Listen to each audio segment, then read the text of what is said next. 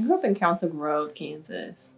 They have a bunch of like dead trees they preserve, and like, the oldest restaurant west of the Mississippi, though. Oh, that's cool. Yeah, my grandma adopted me, and my mom like went to school and worked full time, so I had to take over as the oldest a lot with like parenting and like Mama Eve. Yeah, I didn't have slumber parties or like friends over, but it was like super conservative Christian, like very gendered of a like upbringing, like very much into like needle points and, you know, like girls don't fix things or like mow the lawn, or we never discussed sex or like relationships really. In small town Kansas, like there wasn't a whole lot of art. My grandma had a lot of like old oil paintings. So I was like really drawn to art and like, especially like nudity.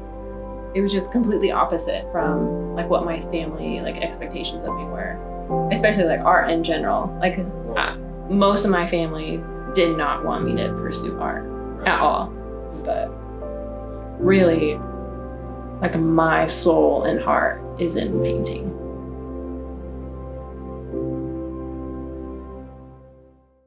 Well, I have always been very family oriented. Like I always thought like I would just be married like once, like found my soulmate, the end sort of deal.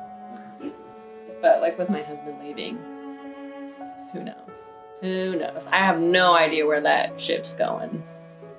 Cause like I was blindsided. I really was. Like I thought we were happy in love, like talking about like our next date night and that kind of thing, and it's really sad.